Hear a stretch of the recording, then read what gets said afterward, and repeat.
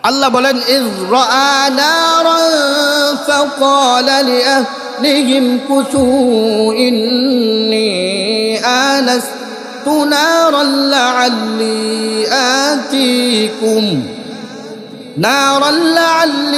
আতিকুম মিনহা বিকবাসিন আও আজিদু আলান নারি হুদা। আল্লাহ বলেন মূসা যখন তার জাতিকে রাইখা ওই পাহাড়ের দিকে গেল, ওই উপত্যকার দিকে গেল, যাওয়ার পর সেখানে দেখে একটা আগুন দেখা যায়। আগুন, আল্লাহর পয়গম্বর মূসা ওইখানে যাওয়ার পরে ওই আগুনটা দেখার পরে ওইখান থেকে আওয়াজ আসে, ফালাম্মা আতাহা নুদিয়া ইয়া মূসা। স্বয়ং আল্লাহ মূসাকে ডাক দিতেছেন, সুবহানাল্লাহ। ওই পাহাড়ের মধ্যে থেকে ডাক দেয়া বলে, হে মূসা, আমি তোমার প্রতিপালক আল্লাহ, আমি তোমার রব আল্লাহ।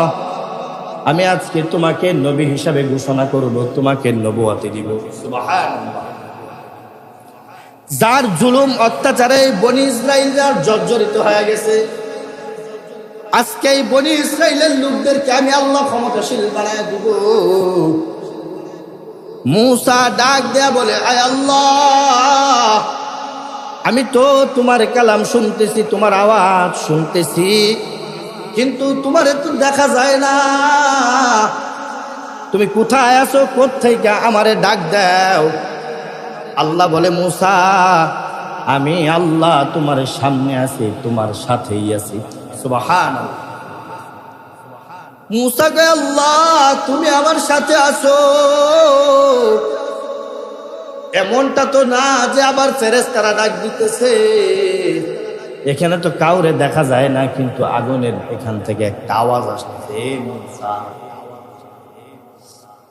মূসাকে আল্লাহ ডাক দেয়া বলে, ও মূসা, তুমি ফেরাউনের বিরুদ্ধে দাঁড়াবা, ফেরাউনের কাছে যাইবা, গিয়া তারে বলবা সে যে প্রভু দাবি করে সে কিন্তু প্রভু না, তার উপরে একজন ক্ষমতাশীল বাদশা আছে। ও মূসা, তুমি তারে জানায় দিও তোমার রবের কথাটা, তুমি ওই বাদশাটারে জানায় দিও। মূসা কয়, আল্লাহ, ফেরাউন বড় শক্তিশালী, বড় ক্ষমতাশীল বাদশা, আমি একা তার কাছে কিভাবে যাব? আমারে আরেকটা ভাই দাও, আরেকজন দাও। যখন